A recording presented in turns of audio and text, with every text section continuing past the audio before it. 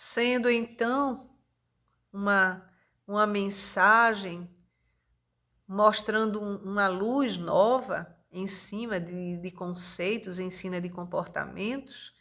Ele iria exatamente cortar, separar as trevas e proclamando a claridade. E uma claridade que poderia ser trabalhada saindo-se dessas trevas tão densas, saindo deste ponto para que chegasse a esse com um trabalho sem exatamente sair de um ponto para outro, porque isso não existe, mas dentro de uma proposta que a sua mensagem trouxe elucidativa constantemente de amor ao próximo, mas sendo trabalhado no nosso dia a dia, libertando as consciências e saindo de alguns comportamentos dominantes.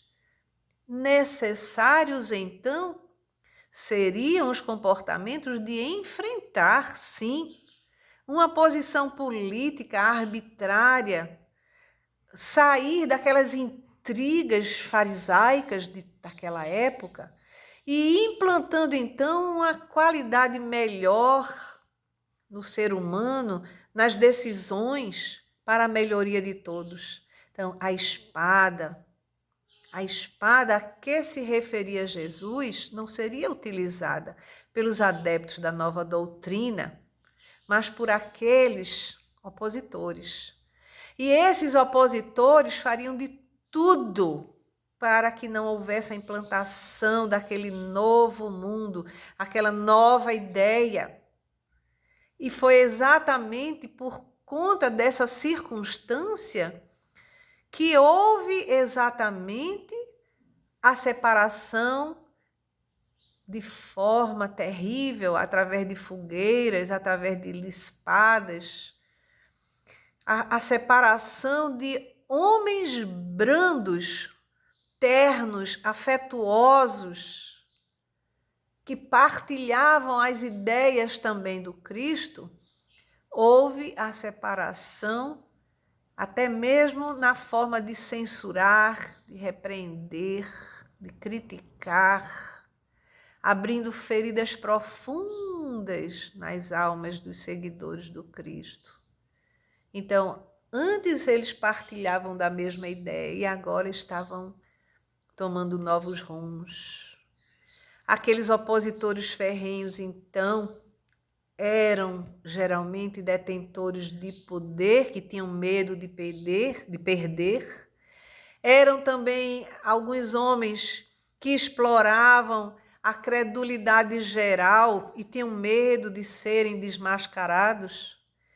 Eram os opositores dele também, aqueles usurpadores de bens e de recursos do próximo, que eles se veriam a braços nesse impositivo de devolver aqueles recursos que foram retirados da sociedade dos homens. E também seus opositores seriam todos aqueles que eram contra o enobrecimento humano e todo o ideal de evolução. Esses opositores também, muitas vezes, não eram só externos, não.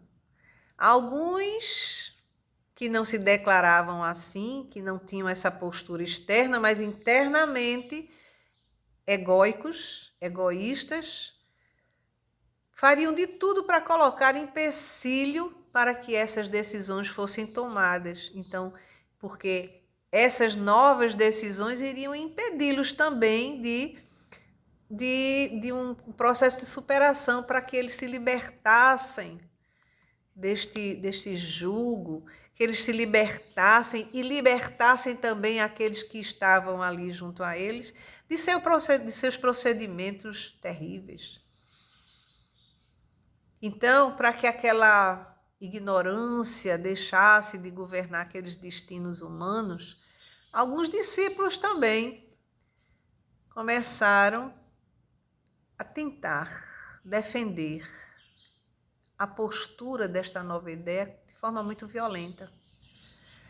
Eram homens atormentados, que continham compulsões obsessivas e durante diversas épocas tentaram impor o pensamento de Jesus, enquanto Cristo dava o exemplo apenas de que algumas consequências dessas decisões realmente poderia trazer incômodos, até mesmo o próprio martírio.